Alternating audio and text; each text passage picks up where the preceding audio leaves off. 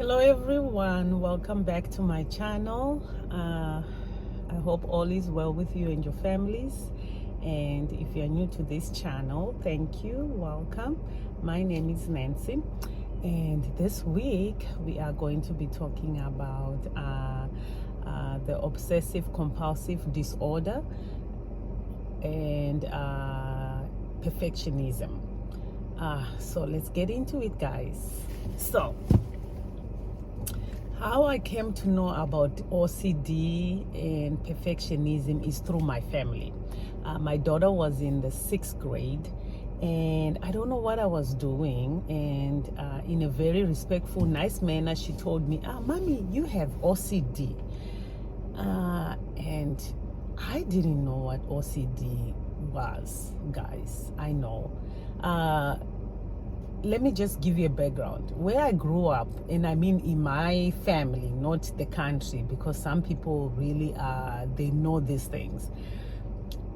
In my family, I never knew anyone with OCD or extreme perfectionism. Or maybe I did, but nobody would say, oh, you have OCD, or she's an extreme perfectionist, or he's an extreme perfectionist.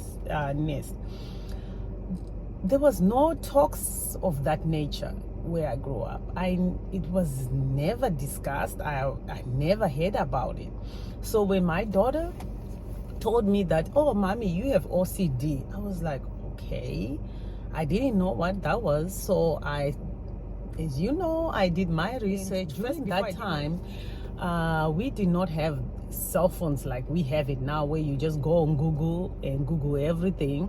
So I did what I knew to do at that time, which was to go to the library, find books about OCD, and I started doing some digging. So in my research, I concluded, in my own understanding, that OCD is a mental health issue. It's driven by anxiety that you feel inside, and most of the time the things that you are doing, really, the repeated activities that you are doing, they don't even have a relationship with that fear that you have internally. It's different things. Let's say if I love to clean and I keep on cleaning the same area because of one little paper that I saw on the floor, and I keep cleaning that area, it's not really related to that one paper that I saw on the floor. It's something that is internally inside that I am afraid of. So that's what OCD does. And with perfectionism, it's more like set of habits that you love to do. It's not driven by any anxiety at all. It's kind of like a choice. You love the results. You're just an orderly person. You like your stuff in order. You enjoy the results. You know, that's perfectionism. But if it's extreme perfectionism now, it's more like you have very high expectation of yourself, you have very high expectation of others, and because of that you become a very critical person, and you are very critical of yourself, you are very critical of others, and it becomes this self-destructive behavior that eats you inside. It's a cover-up of something. So you become, everything you do, it's extreme cleaning, extreme folding of clothes. You want it a particular way. You have to do your bed a particular way. You have to fold your clothes, put your clothes in a particular, things like that. The extreme side makes everyone around you miserable. People around you don't know whether they are walking on ostrich eggs, like I call it, or chicken eggs, because all their eggs, they just are at the edge because you're around. So the agenda of extreme perfectionism, really, especially for me, speaking on my behalf, it was like, keep on running, Nancy, keep on surviving in this world, let's keep hiding, let's self-sabotage ourselves so that we don't do what we need to do. It's about surviving. You feel like if I don't control the situation, I won't survive. It's a painful cycle of emotions. Your emotions are always in a roller coaster. So after knowing all that, my conclusion was, yeah, I had mild OCD. Because even if I didn't want to call it OCD, I would say, oh no, I'm just an extreme perfectionist. But in some of the books that I read, they said if you're an extreme perfectionist, you actually have OCD. It's those mild symptoms of OCD. So if I wasn't made aware of this condition earlier, I probably would be now really at the severity of OCD. Because with the stuff I was doing really and what I discovered what OCD is, really I was in that path. So some of the examples that I would do that showed that I had mild OCD was, I would, let's say if we are going somewhere, would go outside the house, I'm in the car. 3 minutes later, I'll tell, oh no, wait, let me check if I switched off the stove. I will go on the stove. I see that the stove is off, but I have to turn the knob to make sure I touch the knob and turn all the knobs to make sure the stove is off. And while I'm doing that, I'll do it like 2 times. I won't do it maybe 100 times or whatever, but I will do it. But I see that it's off, but I'll do it anyway. I see that the lights are on, but I might switch on the light, then switch off the light again, just to make sure. It can be one time, or go the whole entire house looking for, making sure the water faucets are turned off when I know they are turned off. You know, it was just in the head thing, but I had to really go about it and make sure. Even when sleeping, sometimes I'll wake up, I'm like, did I forget to turn off the stove?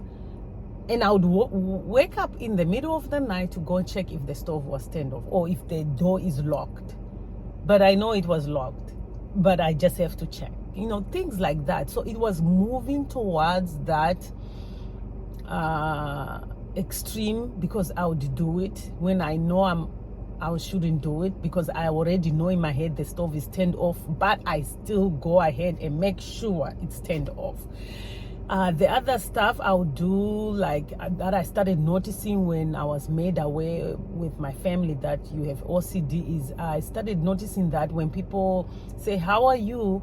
I'll say, oh, I'm fine, how are you? Like I would repeat, I am fine or I am good 3 times or 2 times.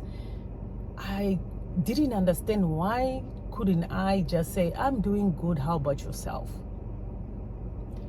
I'm doing fine, how about yourself? But I found myself just saying, I'm doing fine, I'm fine. Like, it seemed to me that my first answer, I'm fine, wasn't good enough, so I had to repeat it 2 times more. I started noticing that behavior in the little, you know, it sounds so tiny problems, but when you become aware of your issues, you notice that something is not clicking somewhere. Even the stammering, I think I mentioned in my previous videos, I don't know which video, where I want to say something, but it seems like I can't put that thing that I want to say into words, or I would put it in words, but I have to repeat it so many times to be understood. Yet if you look at that situation from outside, you'll be like, but I understood you the first time. But to me, I had to repeat myself. It seemed like I wanted to understand myself first more. I don't know. But other examples will be, let's say if there's an argument, we need to discuss something with my husband, I'll quickly go into cleaning. Start cleaning for no reason. The house is already clean, but I'm going to clean that house again. the whole entire house for no reason, just because I'm trying to avoid the situation. And I had the tendency of shutting off people for little small stuff, especially during that period of my life. I would say, let's say if I invite you to my house, you see that I would align shoes at the door so you can see that in this house we do not come in with shoes. But then, there are some people, and I don't blame people, some people, they don't care about shoes thing. They don't know your rules of your house, that you have to remove shoes. And because I was also a people pleaser, which is another sign of being a perfectionism extreme side. Instead of just telling them, oh, please, can you remove your shoes, they'll come in with their shoes, but I'll never invite them again to my house. If they want to meet or come, I'll come to your house. And especially if I notice that those people were the people who, if you go to their house, they want you to remove your shoes, but then when they come to your house, they don't remove their shoes, I'll shut them off. I'll shut them. I will not invite them again to my house. I did that all the time because of that problem. I just didn't, it was just extreme. I don't know if shoes reminded me of something. I just didn't want that. I didn't want you to come in my house with your shoes, because I would say, I don't know where your shoes were. I know there are cultures that you don't go in with shoes, you don't come in the house with shoes. No, that is not even part of my culture, guys. There are people who wear their shoes in the house. It was just a rule of my house, and then it went to the extreme because of the condition I was in that time. Another example is I would focus on other people's issues, trying to solve their issues. I was more like the person who, if people wanted to talk to, I would allow people to come and drop their baggage, their problems, their issues on me, and I was okay with it. But the problem was, I did not allow any of them to know what my issues were. They would drop, and I would try to solve everybody's issues. I was the solver of people's issues, people's problems. I had the answer, yet I did not have answer of my own problem. You see, so that was another way of a covering that I was doing with my perfectionism, my extreme perfectionism. Another example will be the addiction, which will be like shopping addiction, or the fidgety thing, which if I'm agitated or triggered, if I cannot clean, or if I cannot satisfy whatever that triggered me, the fidgety, because I couldn't clean. But if I'm at the house, then it's fine, because I will just go ahead and clean up. Let's clean something. Let's clean something thoroughly, overly clean it, So busy. My schedule was always packed. I'll come from work, I make sure I'm busy till I sleep. I'm busy when I wake up. I'm busy the whole entire day. That was just me. It's just a lot of things you can discover when you start searching about this OCD and extreme perfectionism. But in my case, when I now realized what I had, when I had a name, because I didn't have a name for what was my issues, my suffering. I didn't have a name. So once my daughter put a name on it, which I thank God. I don't even know at 6th grade where she had that from. Probably they learn it at school, or they hear people talk about it. I don't know. Or she was just used by God to make me be aware of what my issues were. I just thank God that she mentioned it, and that's when I started doing the digging. So once I realized my issue, that I have mild symptoms of OCD or extreme perfectionism, which some books called it. So if you have extreme perfectionism, it's already OCD. When I realized that, I had to change. I just wanted to change because I was sick and tired of being called, you have an OCD. It was now irritating me. I didn't like what I was reading about this OCD and extreme perfectionism. I just didn't like what I was reading. I didn't like it at all. So I wanted to change. So guess what?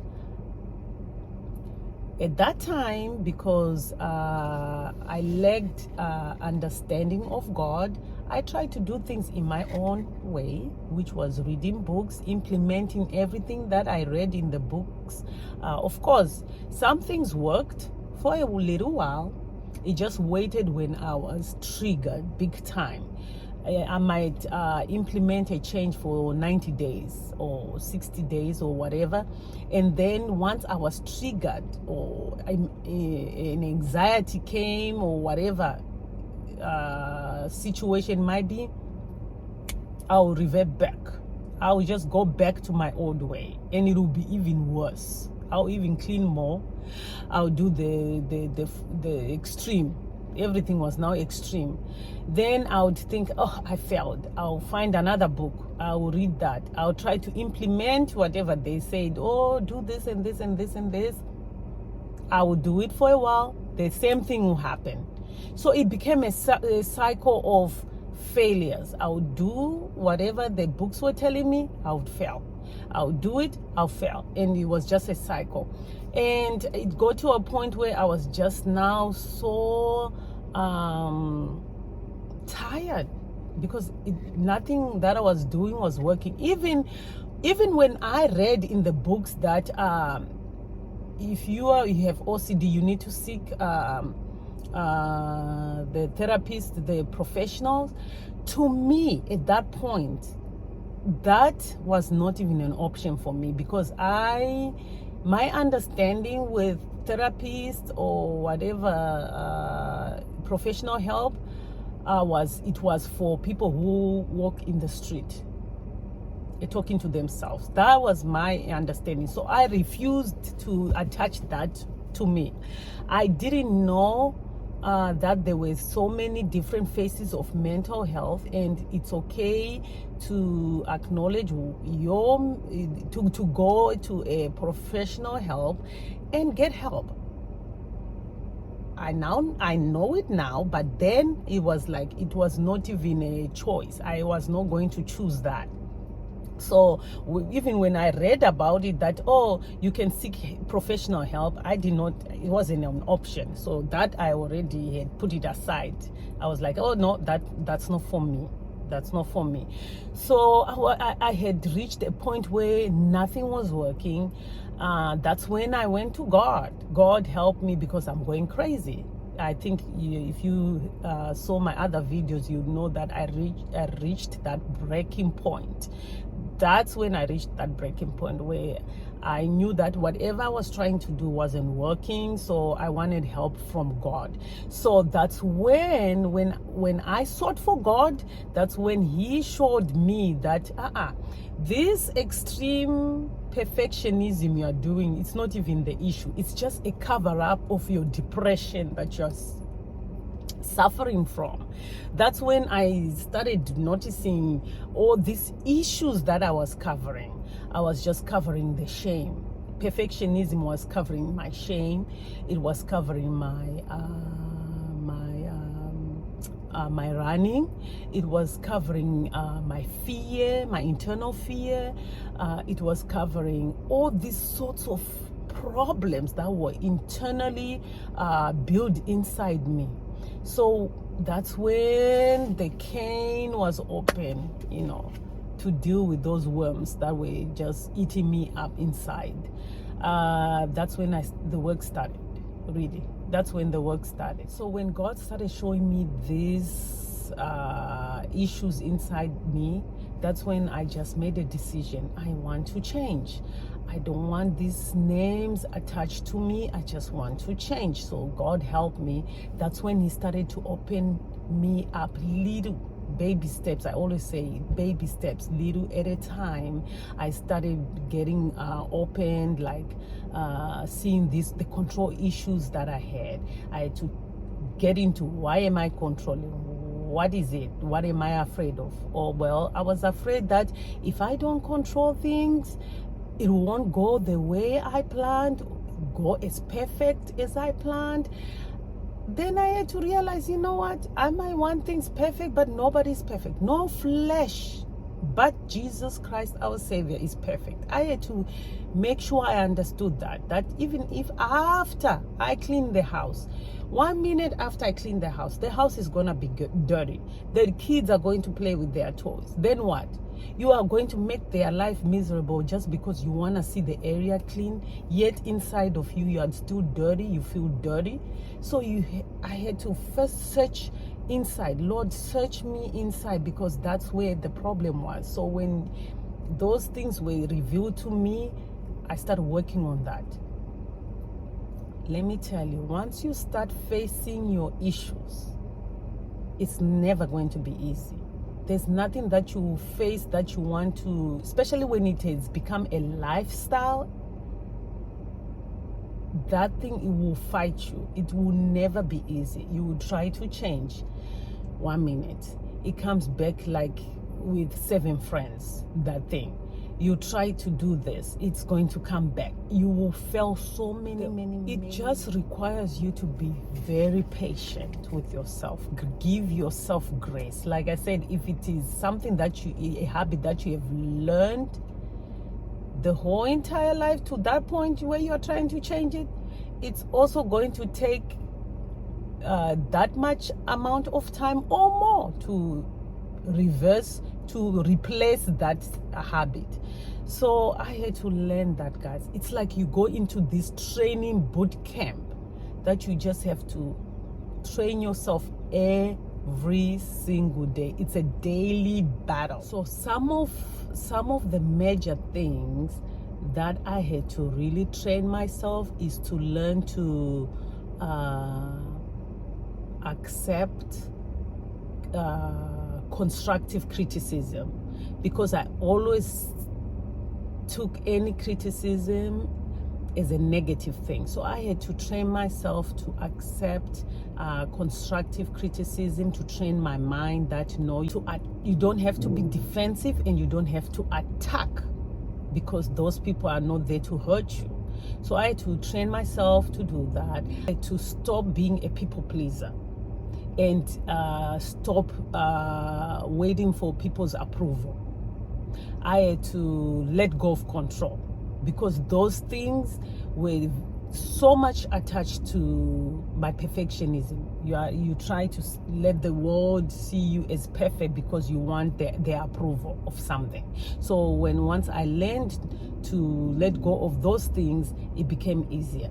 It became so easy for me to deal with this perfectionism thing. I had to know the word of God to understand, really, not to just know God, know about God. I wanted to know God, know Him personally, and understand what I was reading.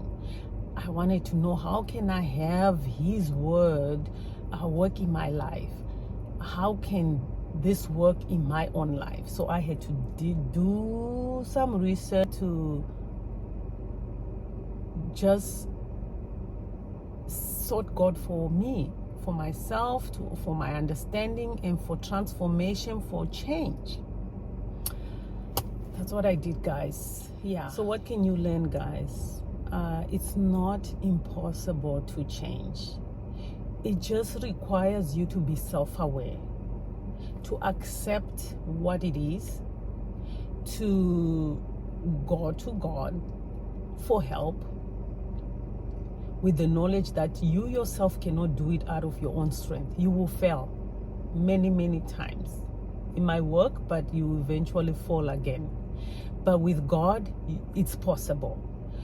It just requires you to be very patient with yourself, to give yourself grace. When you fall, don't give up, to just keep on going after that thing.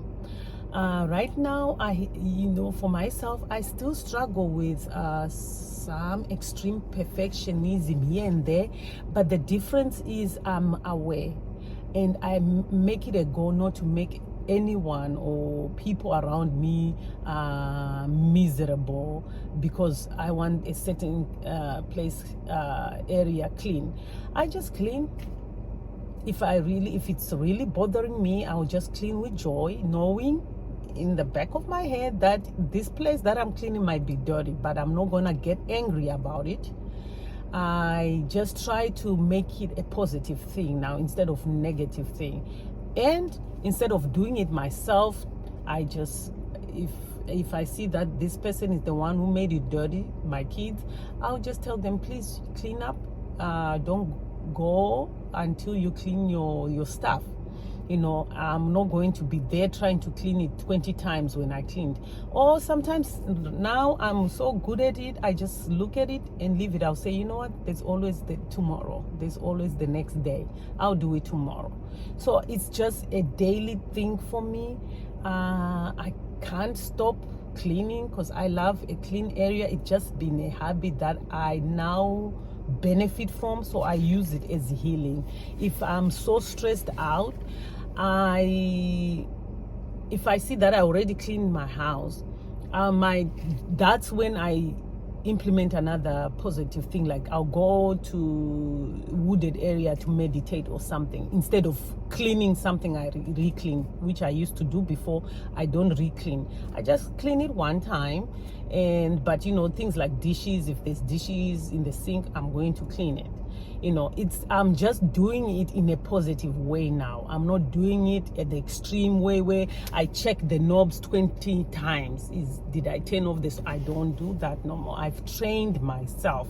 It's just going to require you to train yourself. I stopped being a fix of everyone problems. And let me tell you, once you stop that people pleasing thing, you will see who was leeching on you. It will be so easy to see that, oh, so I was the one who was saying happy birthday, Merry Christmas, happy Easter, happy Mother's Day, happy this thing. You will see it. You'll be able to see clearly who is for you, who is not for you, who was using you. You will see it, and it's even better. It will help you eliminate those people who you don't need in your life, and you will feel great about it. It's no longer, oh, I have to do it because I need to be loved or anything. When you are free from that, you're going to see that you will love you even more.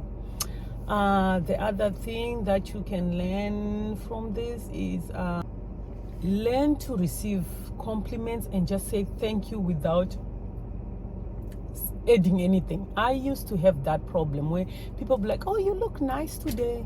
Oh, thank you. You look nice too. I had to say something back. And I didn't know that was... But now with what I've read and what I've learned so far, when someone says you look nice, just learn to receive. When you give it back, they say it shows that you are somebody who don't like to receive. You just like to give. So you make sure you give back that compliment. You gave me a compliment, let me give you back. No, just receive it and feel good and move on. It was so hard for me to do, but yeah, you just, oh, thank you. But even when I learned that, I would say, oh, thank you 3 times. Just say thank you 1 time and move on. I had to train myself that. It's a training, guys. The other thing you can learn is, if you are the one who's always giving and not receiving, this is what I learned in my own experience. You will, not that you don't want to receive, but because you are so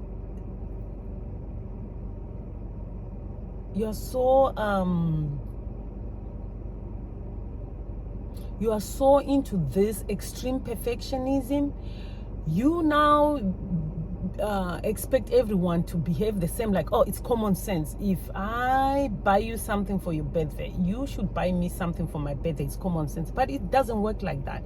So if you are always the giver, and you are going to attract people who want to always receive, and don't give to you.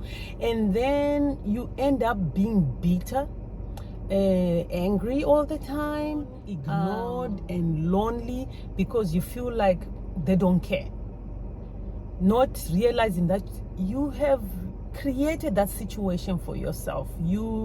These people you have attracted, they are just give me, give me, give me, and they will never give to you, because you were the only one who wanted to give, because you never wanted to receive. So when you start changing, you will start feeling that way, because now you are realizing that the people around you were just receivers. So that's why it's very important for you to start learning how to receive, and so you can attract people who also give to you, not just receive and receive and receive. So stop pretending to be strong. Just be you. Don't pretend like you are the strongest person in the room, you can take it. No, that's that cover up thing. So be you. It's okay to feel weak. It's okay that you don't know anything. It's okay. And you are triggered, just stop in that moment. When you want to rush to clean, just stop and ask questions. I started doing that. Why am I angry now? Why do I feel like I have to clean the entire house? Why would this piece of paper make me want to clean the whole entire house? Why is it that? Please show me. And God will show you. Allow the Holy Spirit to show you the why. The why behind why you want to do that action. And when you do that every single day, things will start showing up. You start seeing things like, oh, so it's not the paper, it's this thing. So instead of dealing with this paper, let me deal with this thing. So situations are different. The mild OCD I might have had, or the extreme perfectionism I might have suffered from, might be way different from what you are going through right now. But at the end of the day, you know yourself. You know when enough is enough. You know when you are sick and tired of being called names that you don't like. You know when it's time for you to change. And you know when you want to be transformed. You just know it. But it's just going to take you doing the work. Like I said, you just have to stop being critical of yourself. Start with you. Let your guard down. Go to God and ask for His help, and He will help you. He will direct you exactly to those books you need, or that therapist you need. If your situation needs medication, because they say OCD can be cured. So do your research. Get the help you need. It's just a process that is, like I always tell you guys, with me, it's a everyday thing. I have to stay on top of my healing. I don't want anything to sneak up on me, because I love the results. Once you start loving the results, you continue doing the work, because if it took me lifetime with these bad habits, it's just going to take me another lifetime of wherever to replace the bad habits that I had created for myself. So I hope this helps you, and He's able to do that impossible that people think it's impossible to change without this and that. It's possible with God. So until next time, guys, I will see you in my next video. Stay blessed. He is able. Thank you.